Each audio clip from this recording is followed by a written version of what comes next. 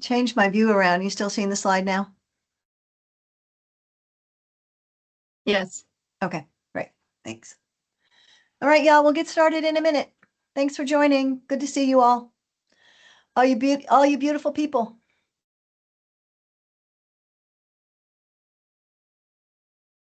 We will be recording, so if you miss something, you can access it on our website afterwards. And we're happy to send you the slides if you'd like afterwards as well. Okay, let's get started. Welcome everyone to the WellCats Wellness Education Series today. I'm Dr. Janet Bezner. I'm one of the faculty who's on the leadership team of WellCats. And I'll introduce our other presenter in just a second. Hopefully y'all all know about the WellCats program. It is our Texas Employee Wellness Program, Texas State Employee Wellness Program. It's free for all benefits eligible employees. So if you are an employee getting benefits, it's free for you. The key services are on the slide. We have about 30 something group exercise classes every week. Some are virtual, some are in person. We offer cooking classes. There's a cooking class tomorrow. We offer one-on-one nutrition consultations. We offer one-on-one health behavior change coaching, and we offer education such as you're here for today. If you have any questions about any of those services, you can email us at wellcats@texasstate.edu. So let's jump in. Today we are here to talk about menopause. Dr. Park and I are both faculty in the College of Health Professions, and we both have backgrounds in various topics. I'll let Gloria introduce herself in just a minute. I'm a national board certified health coach, and in that capacity, which I've done for about 10 years, I really focus on my sweet spot is middle-aged women. So 40 to 60 is my sweet spot. And so I manage through my coaching health of a lot of women in menopause. And so that's where my background's coming from. Gloria, why don't you introduce yourself? Hi, everyone. I'm Dr. Gloria Park. I'm a faculty at the St. David's School of Nursing. And also I'm a nurse practitioner, family nurse practitioner. So I practice in a primary care setting over like 10 years. When I was in Seattle, I practiced full-time at a clinic, just dealing with all the health issues, the primary care, like long-term care. I provide a lot of health for women, especially the Asian communities. But here in Corpus Christi, I also worked in an endocrinology office, provide some like hormone issues for the women. And yeah, that's my clinical background. I mainly teach the nurse practitioner programs here at Texas State. So I teach this, the future nurse practitioners to provide the healthcare. Perfect. Thanks, Gloria.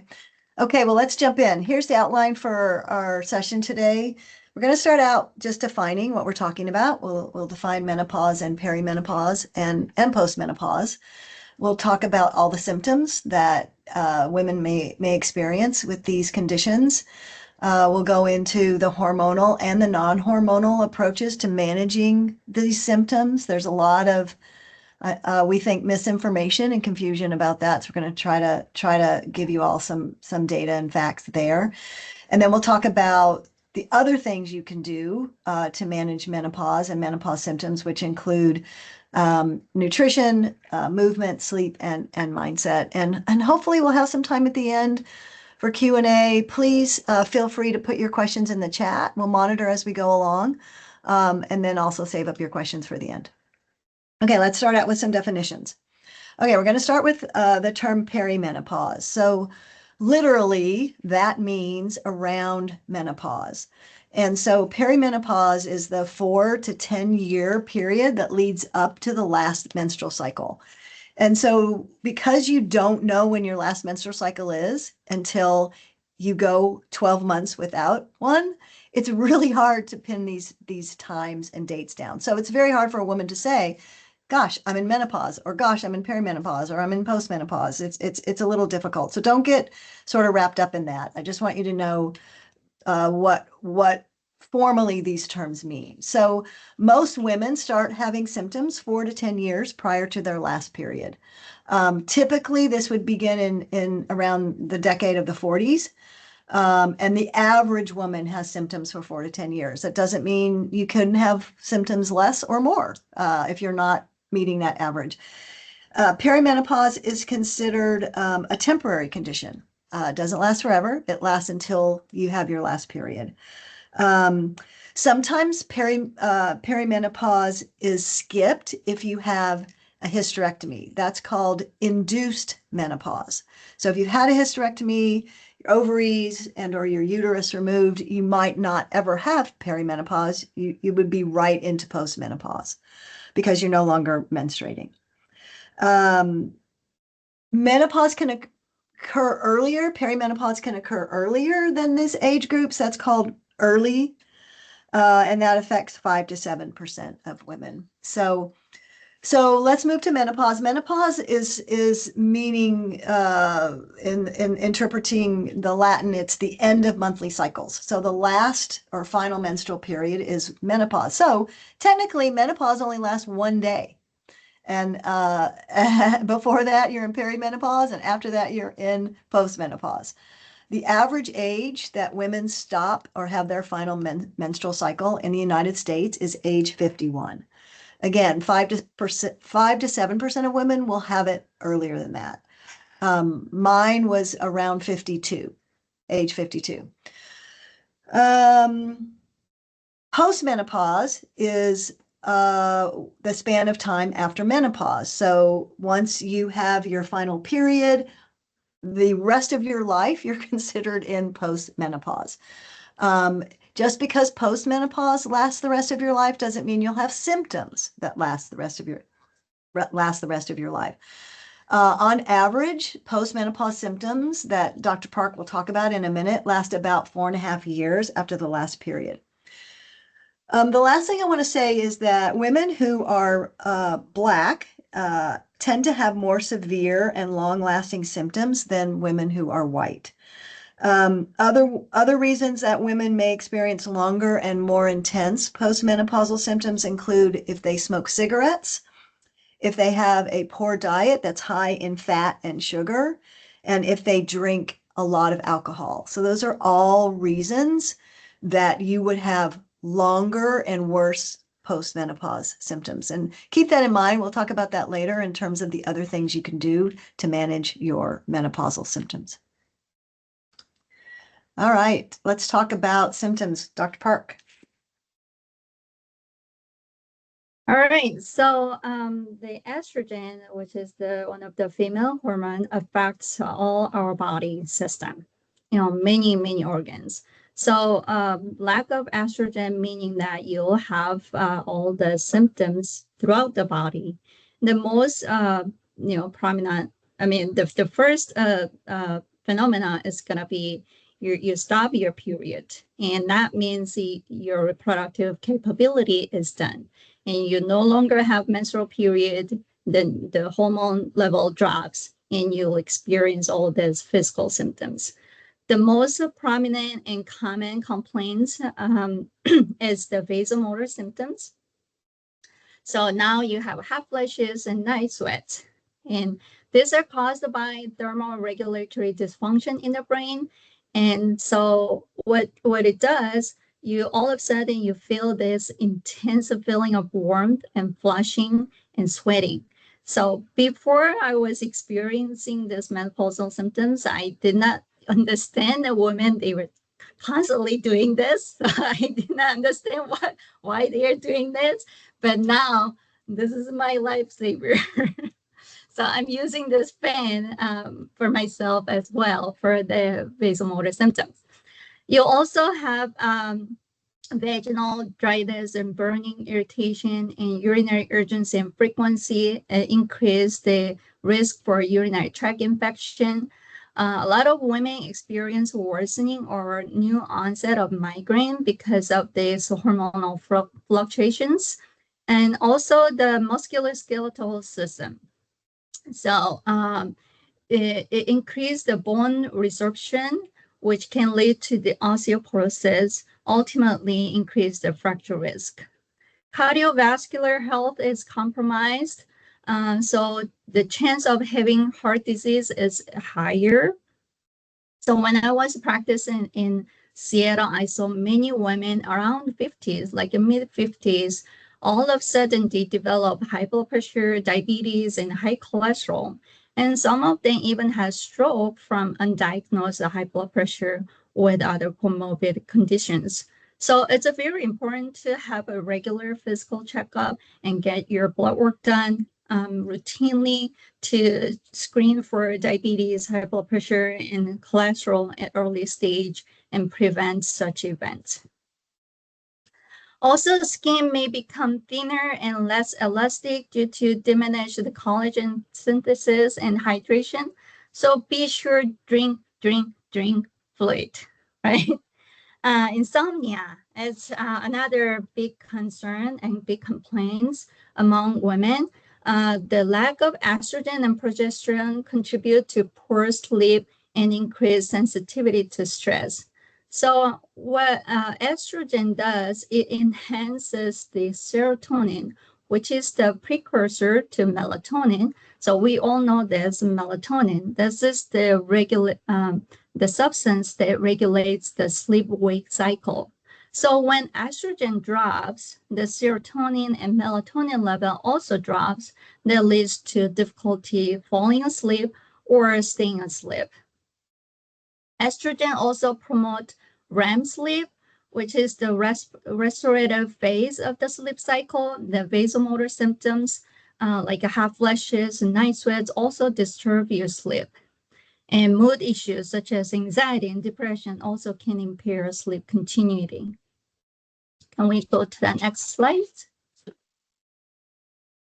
So psychological adaptation to menopause is multifactorial, influenced by a broad spectrum of personal factors, like self-concept, overall physical health, marital stability, and cultural belief that all play a role in a psychological response. So for many individuals, this transition can challenge their identity and the body image. Sometimes women may feel low self-esteem, and questioning of self-worth as a woman.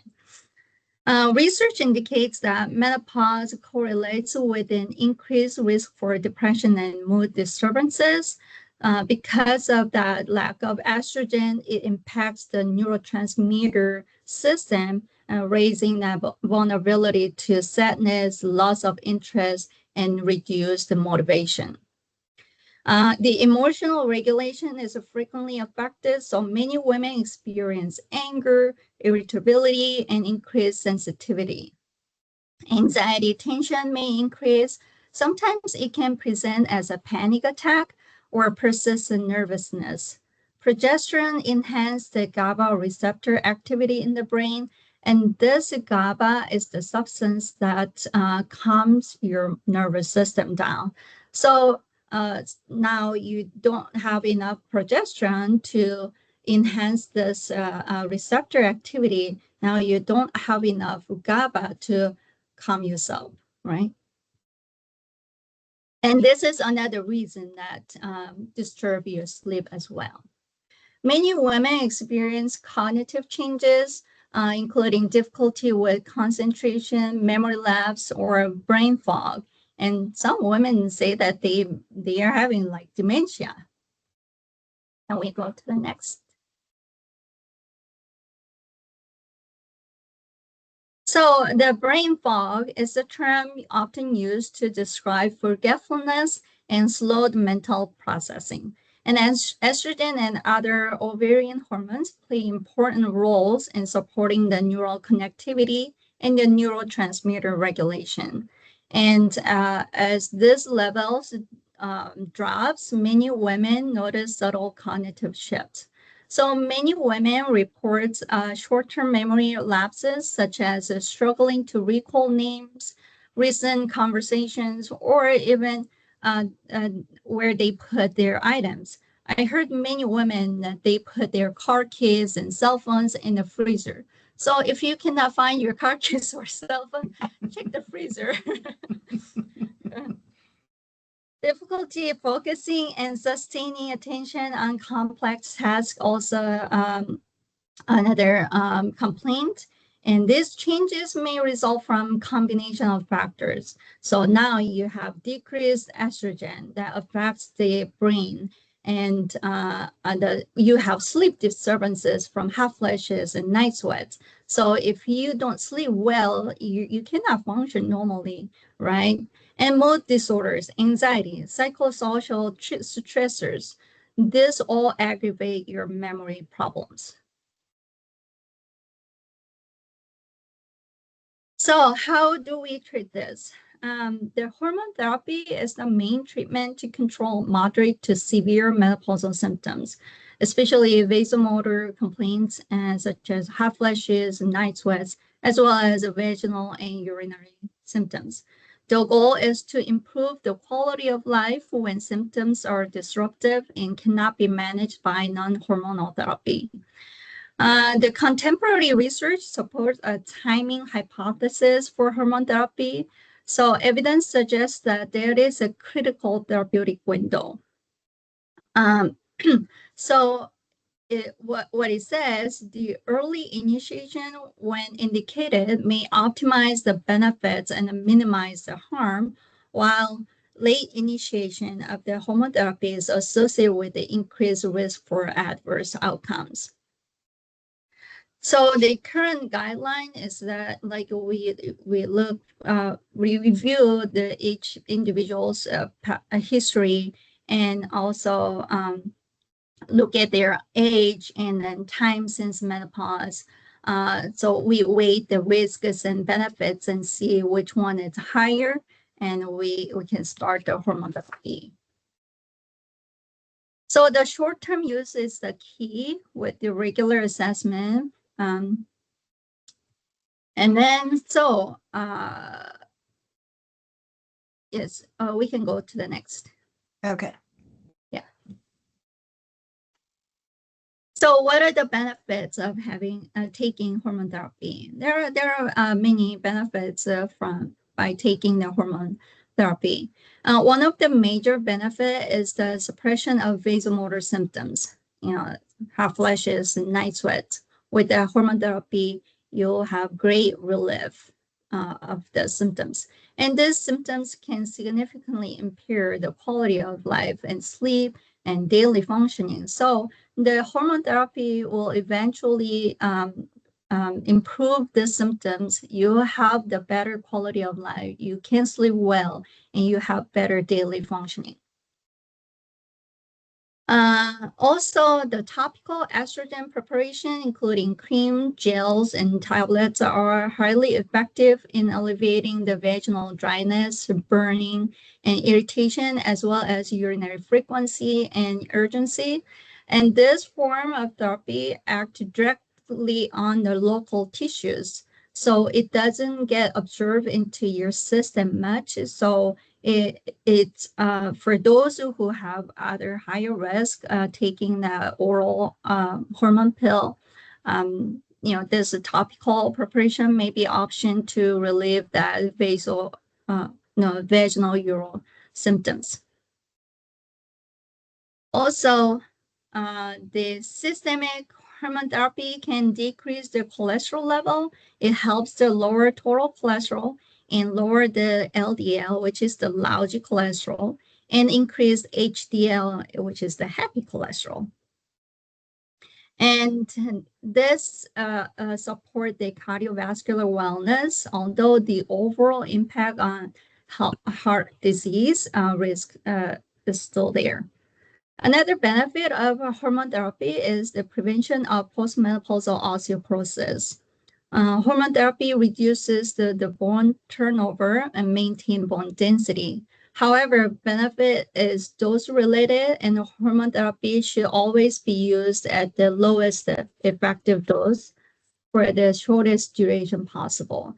And hormone therapy should not be used for the primary prevention of osteoporosis alone. Then, what are the risks? There are several risks of taking the hormone therapy long.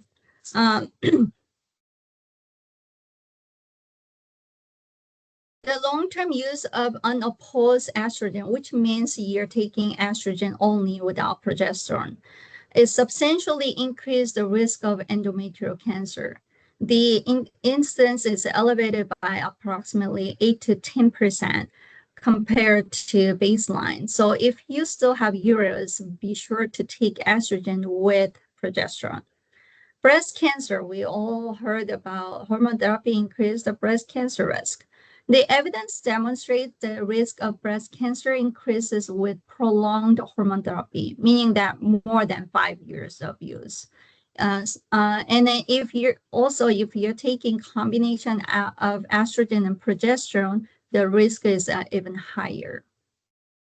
Cardiovascular disease. The impact of hormone therapy on cardiovascular health is heavily influenced by timing and duration. As I said, with the timing hypothesis, when women initiate the hormone therapy more than 10 years after menopause, have an increased risk of coronary heart disease. However, if you start the hormone therapy less than 10 years after menopause, may reduce the coronary heart disease and support that timing hypothesis.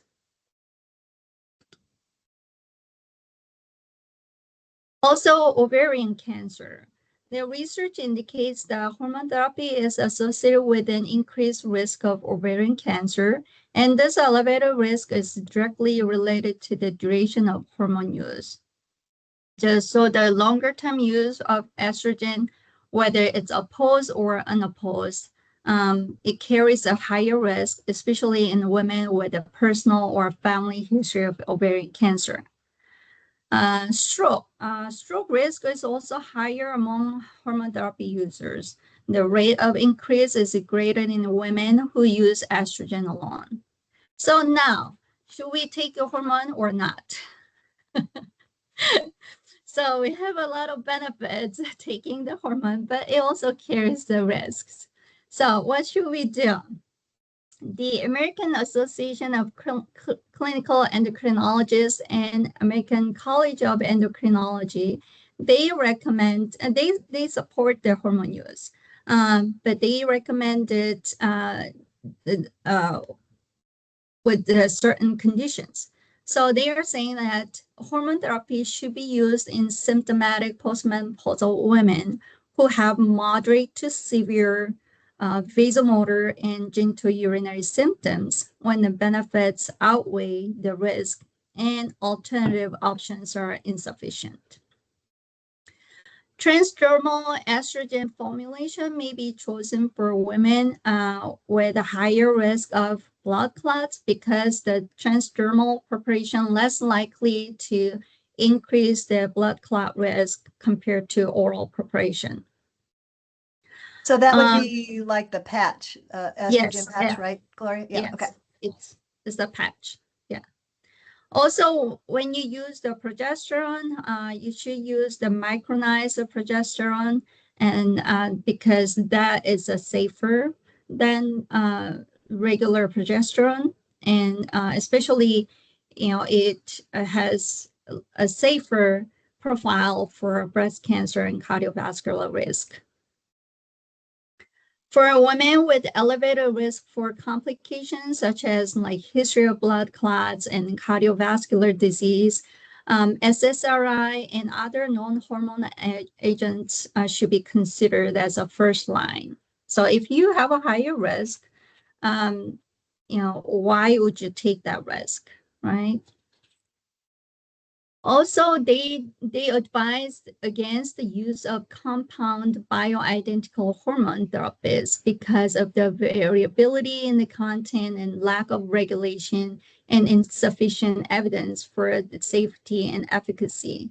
So what is a bioidentical hormone? Is that like the substance that you get from the plant sources such as soy or wild yam, and you see a lot of like over-the-counter supplements, and they say it's safe, and it's like estrogen, and it helps with your menopause.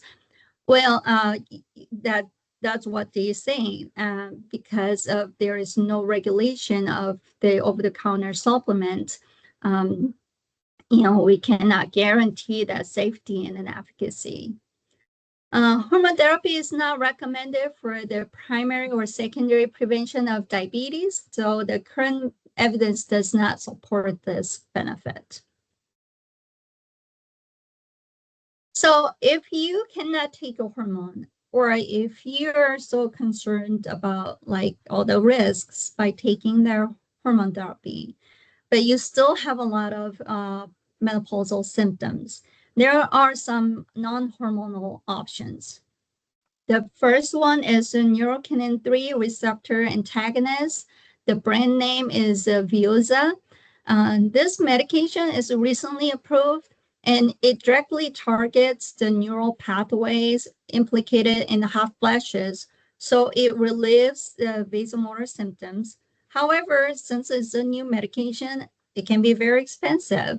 And I checked the price, it was like a $500 a month. So but with the commercial insurance, they provide some this like a saving plan. So you can get this medication with commercial insurance, like a zero copay to the maximum $30 a month. So that can be a pretty good option for you.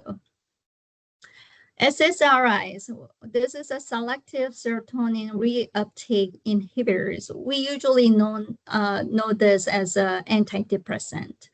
However, like this medication, citalopram, estalopram, or like a Paxil, Celexa, Lexapro, those are the brand names.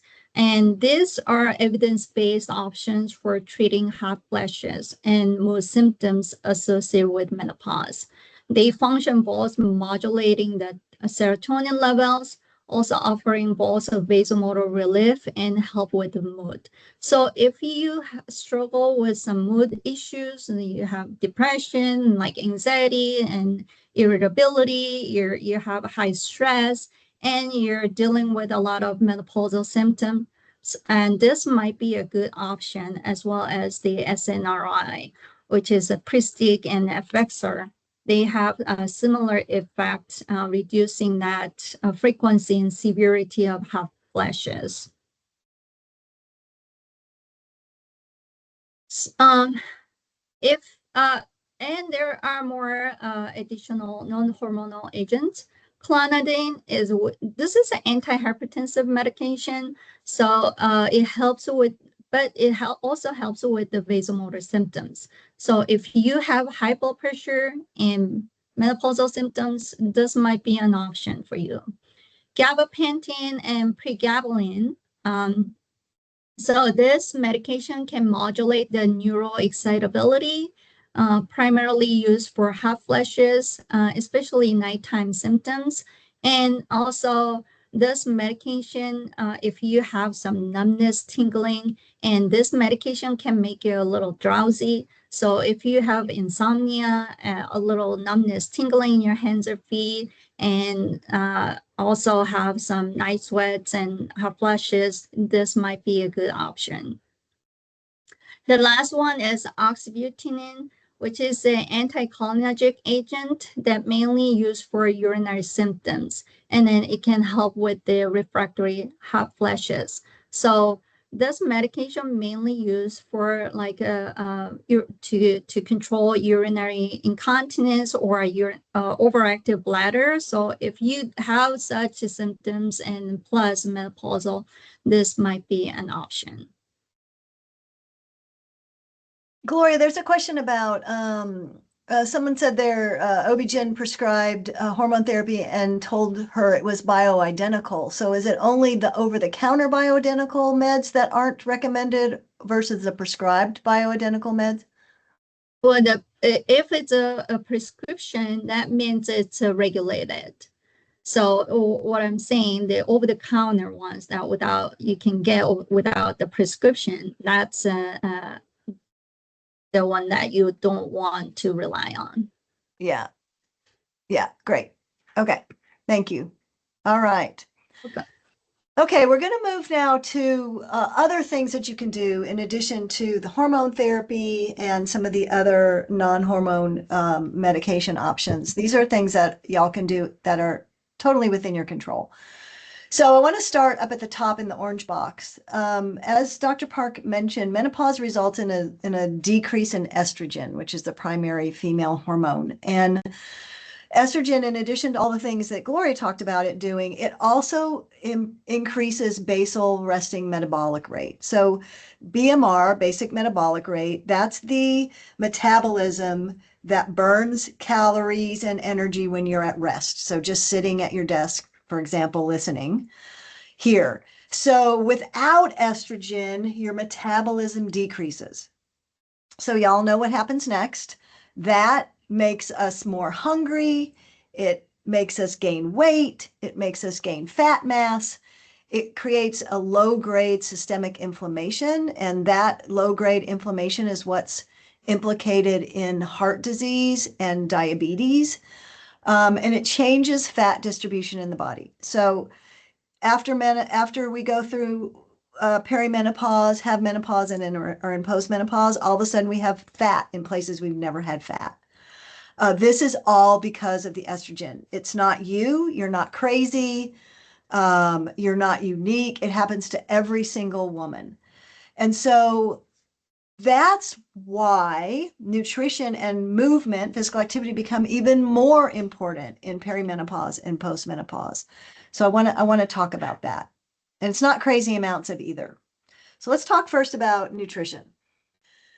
So the first thing that you should think about is eating for fuel, not eating for any other reason.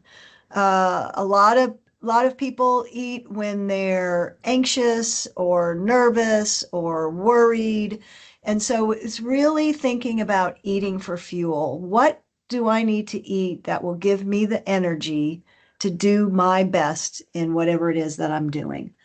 Right. So really thinking about what's your motivation to eat and eating when you're hungry and eating to prepare yourself to do your best.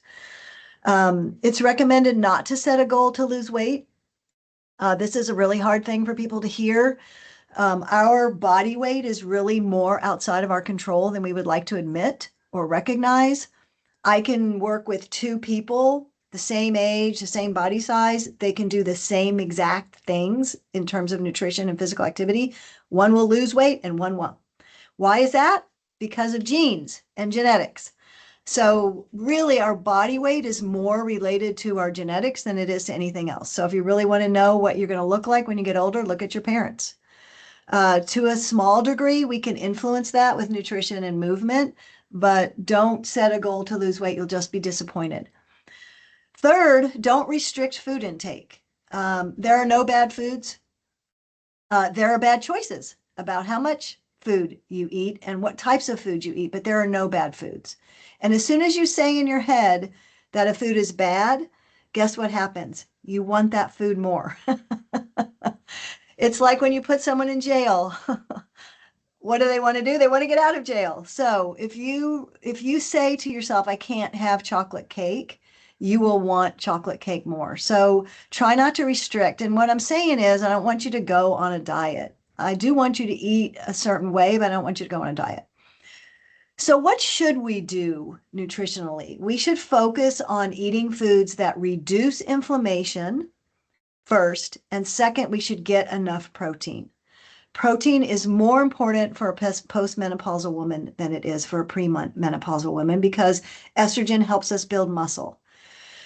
If you lose muscle as you age, you're more at risk for falls and loss of function. So we're trying to keep our muscle that we have so that we don't become weak and frail.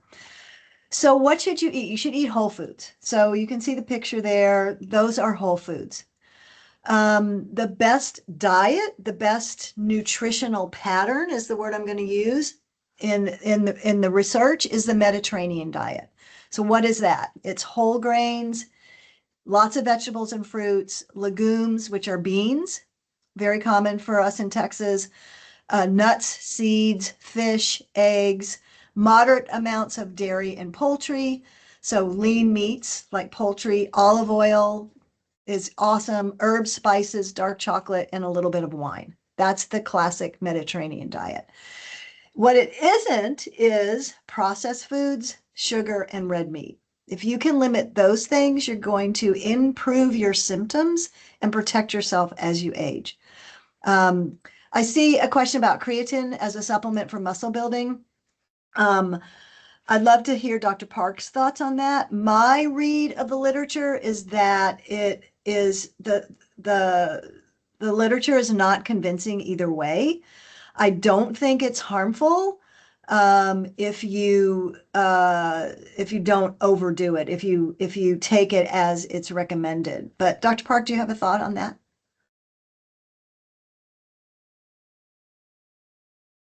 I'm sorry.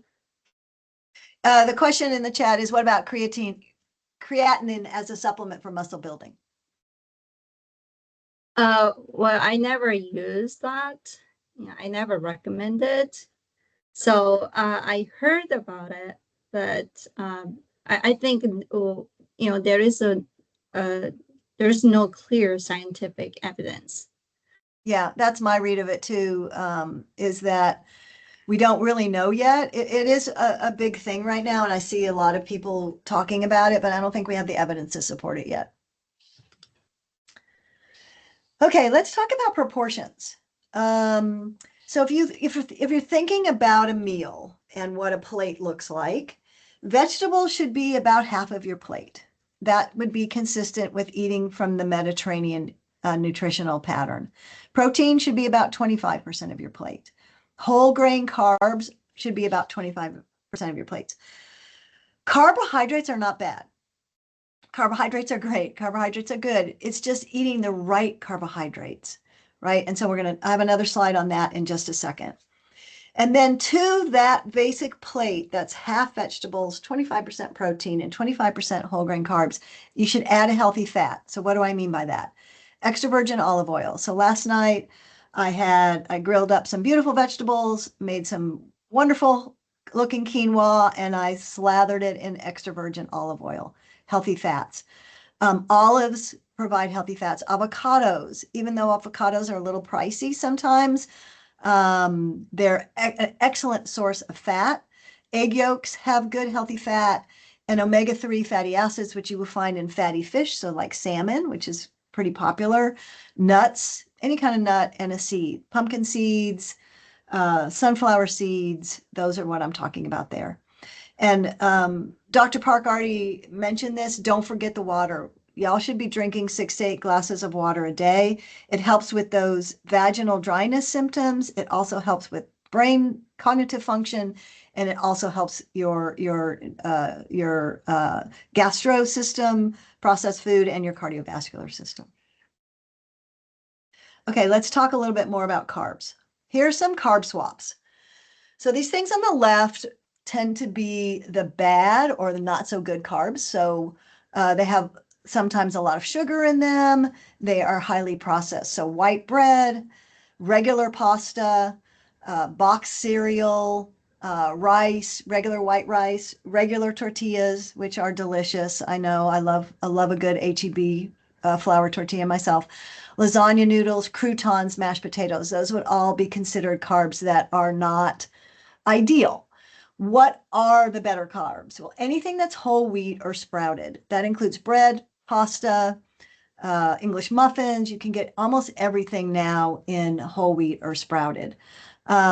Sourdough bread would be in the high carb category, but if you get a whole wheat sourdough, it would be over on the right hand side. So if you love sourdough, which I certainly do too, Try to get a whole wheat sourdough. Corn tortillas are definitely healthier than wheat. Corn tortillas are fantastic. So eat corn tortillas, yes. Bean-based pasta, or like I get spinach pasta sometimes. Um, I have a gluten allergy, so I also use gluten-free pasta, which a lot of times is pea-based, which is really good. Steel cut oatmeal is much better than a box cereal. Instead of rice, try quinoa or cauliflower rice. Um, you can use almond flour tortillas, whole wheat tortillas, lettuce wraps instead of a tortilla. Not nearly as fun, but also a good option. And then corn tortillas, I would say, are okay. Instead of lasagna noodles, thinly sliced zucchini or eggplant. I love a good layered eggplant lasagna without the noodles. Instead of croutons, nuts and seeds, which you can typically find at a salad bar, and cauliflower mash instead of mashed potatoes. People are saying chickpea and lentil pastas are delicious. They are, I would agree. Black soybean noodles, that's fine. Some people have a soy allergy. I do. If you can eat soy products, black soybean noodles are a perfect substitution. Veggie pasta, these are all fantastic options. Thank y'all for contributing there. Okay, my next recommendation is to break up with sugar. I know what I'm saying. I know it's hard. We live in America where there's ample sugar all over all the time. But if you can try to reduce your sugar intake, it will help your symptoms of menopause. So what are some options for doing so? The first one is the crowding out approach. This means try to eat as much of the healthy food as you can so that there's less room in your stomach for the sugar.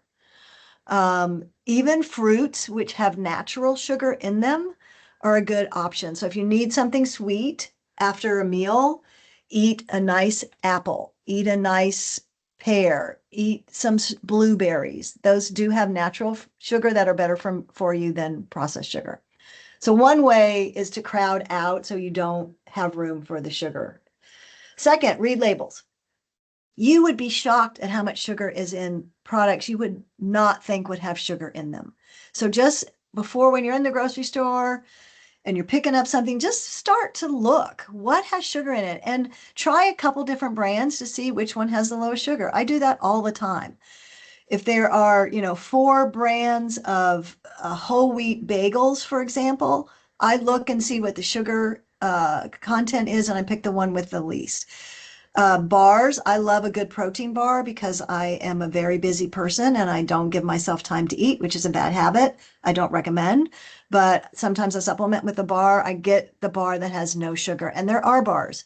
My new favorite is David bars. They're called David. You can look them up online. They sell them at Central Market. They have a lot of different flavors. It's a really high protein, zero sugar bar. So look at labels.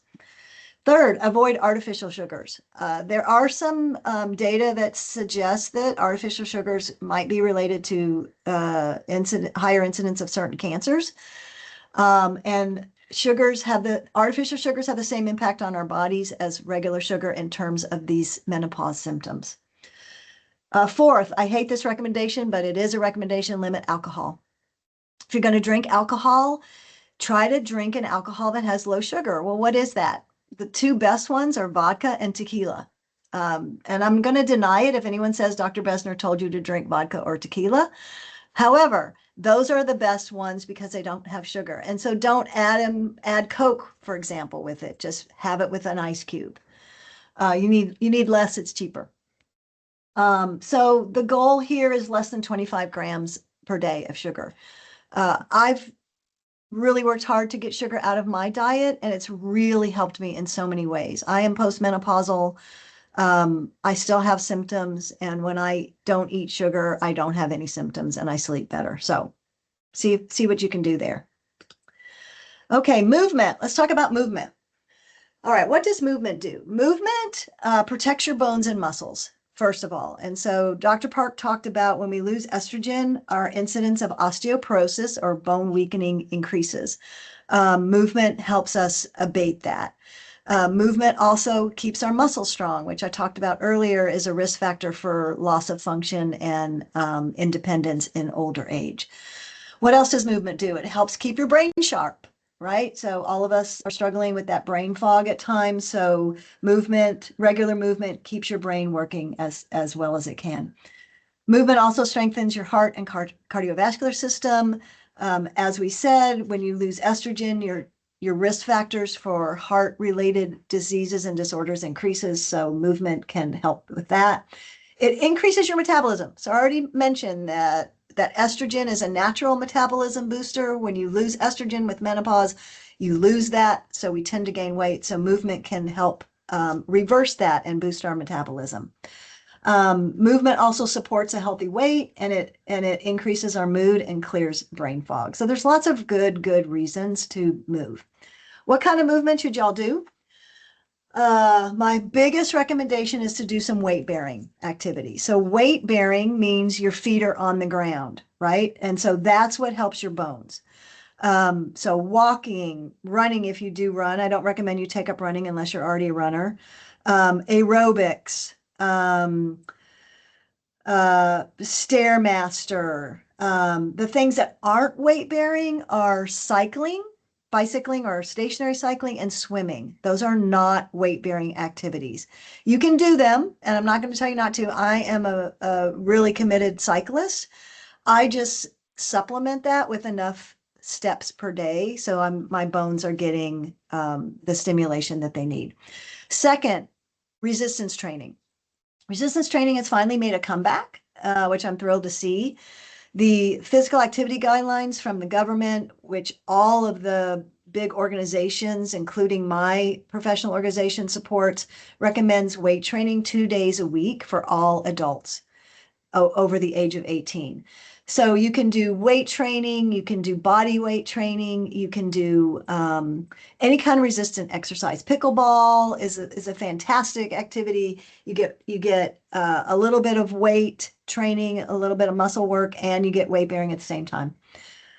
Okay, so cardio is important. So cardiovascular exercise increases your heart rate. The sweet spot to manage all these symptoms is at about 70% of your maximum. So the way you calculate that is you use this simple formula, 220 minus age. All right, so 220 minus age, you get a number, you multiply that by 0.7, that will yield your 70% of VO2 max. And so you aim to do exercise that gets your heart rate at that level. Why is that? Because that's where you burn the most fat, and that's the range that helps your metabolism the most. You can do exercise that's more intense. I'm not telling you not to, but if you really want to do this to manage your symptoms and improve health, that's the sweet spot. And so what am I talking about? So we offer several core classes, group exercise classes in Jowers. We offer Zumba, we offer a step class, we offer a HIIT class, and we offer a beats class. Those are all classes, the types of classes that can get your heart rate at this level. It might get your heart rate a little higher, and if it did, you could do it in a less intense way. The instructors are very good about modifying. We also have two remote classes on Zoom. We have a body weight training class and we have a HIIT class that will probably get you in this zone. So there are some options at Texas State. You can also just go walk. When you're walking, if you can keep having a conversation, so you have enough breath to have a conversation, you're in the right zone. All right. My next recommendation is to do something you enjoy, right? So physical activity shouldn't feel like a chore. It should be something that you enjoy. And so I would urge you to try different things to find something that you like and you look forward to and you want to do. Don't forget balance training, flexibility or stretching, and mindful movement. So we have the 15-minute stretch breaks throughout the week. Those are on every day of the week. I teach one of those on Monday that is really focused on mindfulness. So yoga is also a mindful activity, Pilates, something that gets you to really focus on your body, focus on you.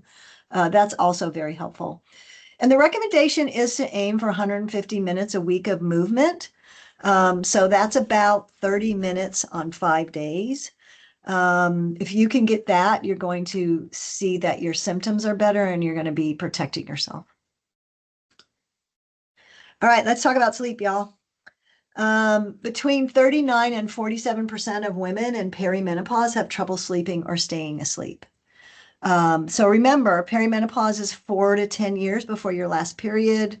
For the average US woman, it's age 51. So in your 40s, your sleep's going to go to hell for about half of you. After menopause, about 60% of women have sleep issues. Why? Several reasons. You might be having hot flashes at night that interrupt your sleep. Another thing estrogen does that we haven't talked about is it keeps your airways in your lungs flexible.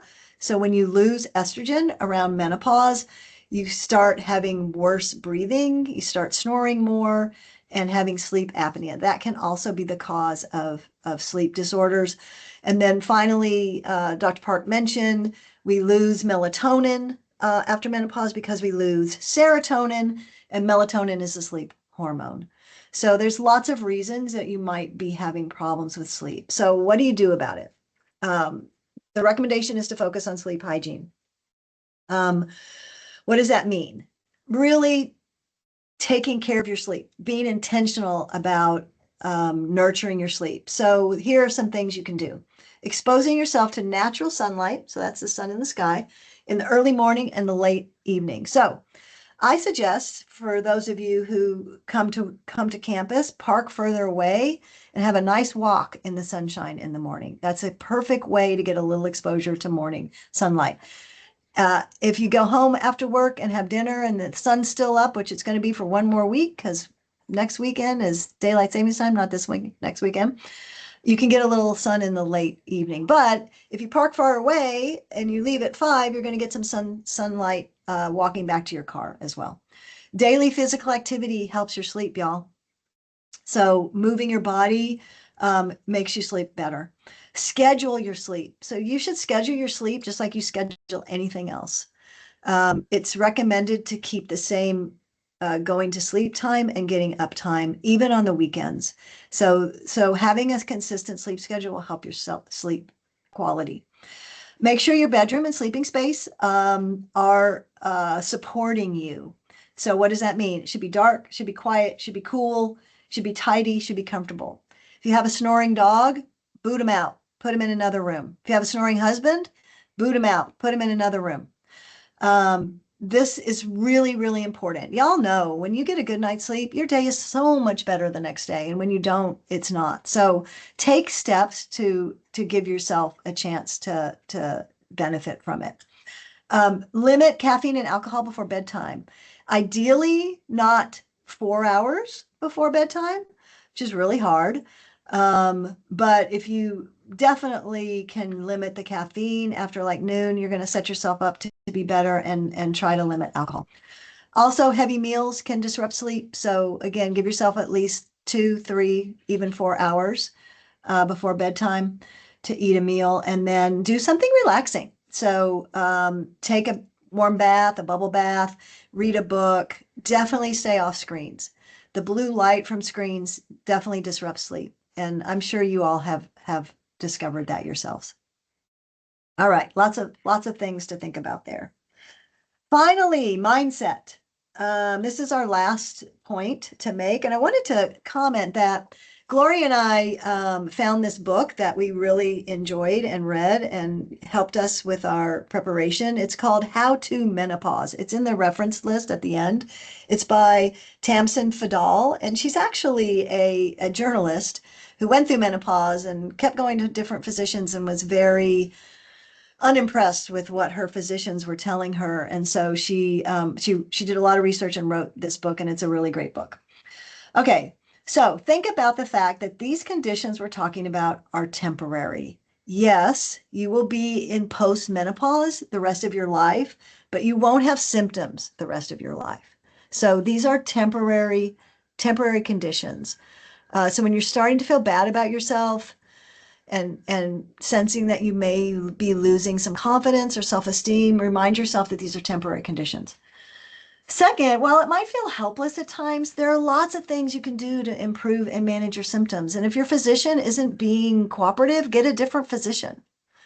I would love to hear Dr. Park's thoughts about how to talk to your physician because she's been in that role herself.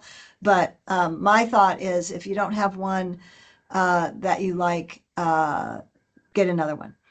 Postmenopause can be very freeing. So you have something to look forward to. We know from the literature that life contentment increases after menopause for women. So our quality of life, our contentment with life improves. Postmenopausal women are happier than premenopausal women. I can verify that myself. And the emotionally reactive parts of our brain are down-regulated in menopause. So we become better emotion regulators in postmenopause. We become wiser.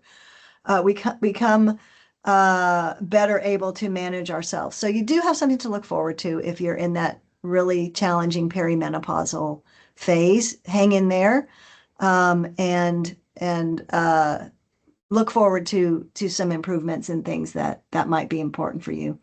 And then finally, notice your self-talk. Self-talk can really be defeating. The first step to cleaning up your self-talk is to notice what you're telling yourself, because what you tell yourself, you tend to believe. So really talk to yourself nicely. You don't want to lie to yourself. You don't want to say something to yourself that's not true, but stick to the facts and be optimistic and supportive of yourself. Talk to yourself the way you might talk to a friend. That might also help you sort of recognize that you're not talking to yourself in a way that's supportive. So give yourself some grace, Anna says. Yep. Okay. Some questions. Should we take vitamin D? Vitamin D is really important for bone health. If you have low vitamin D, I think you should supplement. You do get vitamin D from food, but that's something you should ask your physician. Gloria, do you have a response to that one? Yeah, you should check your vitamin D level because you'll be surprised at how many people are lacking vitamin D living in Texas because we don't go out sun. So you should, yes, during your annual health checkup, you should ask if your physician, your provider doesn't check your vitamin D, ask to check the vitamin D level. Sometimes you have to pay a little bit of out of pocket because that's not like a routine screening preventive blood test. So, but it's even if you pay out of pocket, it's a very small amount. So it's worth it. So get the vitamin D level checked in the blood level. If it's less than 30, you should supplement. Yeah. Someone said my mom's going to be 80. That's awesome. And she still has hot flashes. That's not so awesome. You're 61 and still have hot flashes. Nice, but yeah, there are women who have hot flashes the rest of their life. So if your mom is having it, that might be foretelling for yourself. So it might be really good to use, check out with some of those prescriptions that Dr. Park mentioned. They can help other things as well. So I would talk to your physician about that. Somebody's highly recommending Hinge Health for urinary frequency urgency. Thank you for that recommendation. Hinge Health is a benefit in our benefits program. It's free if you're a benefits getting employee. So that's a great recommendation. Thank you, Stephanie. Question here, if you had a partial hysterectomy, you are not pushed into menopause. That's a question. So I'm assuming you're talking about uterus removed and ovaries retained. If the answer is yes, then the answer is yes. Right, Dr. Park? Yes. Yep. Another great book is The New Menopause. Yep, I agree with that. That's a very good resource. I failed to put that on here. On the screen, the third bullet is this How to Menopause book that we were talking about. Pelvic floor exercises are so important. Yes. Pilates, I highly recommend Pilates. I am a regular Pilates performer myself. I go to Pilates studio twice a week. It has helped me in so many ways. I can't even say. So that's another recommendation. What other questions do y'all have? And what other recommendations do you have? I think I stopped sharing. There we go. Let me pull the chat back up. I'm What about sorry, my chat box doesn't work. So I cannot. Oh, okay, Gloria. Someone's asking, what about hormone blood tests? I've had some friends who are getting tested, but my OB-GYN said it's not useful and there are no baselines to use for prescribing hormone therapy. So hormone therapy is recommended actually after menopause. So, you can check where you're standing. If you're still getting periods even after every 6 months, you're not menopause yet. So, I mean, we don't usually use the hormone therapy before menopause, during perimenopause. So if you're still having a period, even once in a while, you're still in perimenopause period. And your blood work will definitely show the decline of the estrogen level.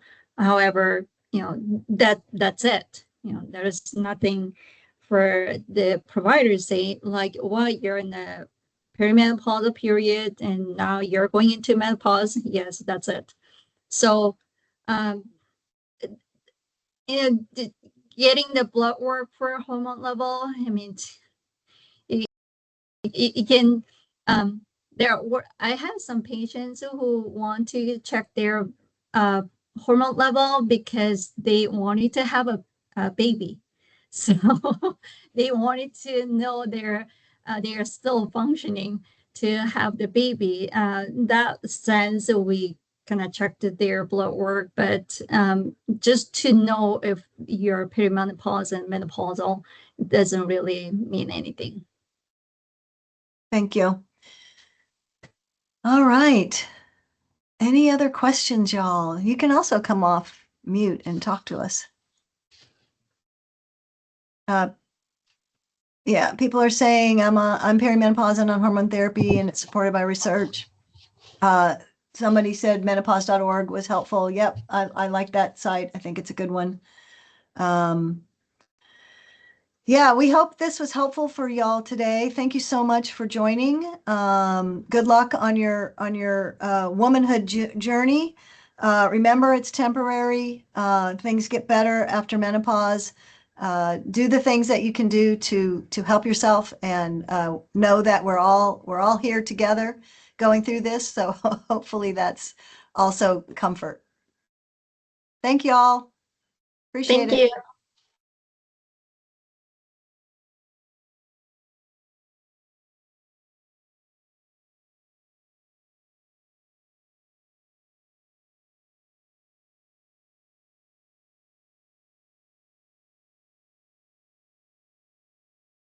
All right.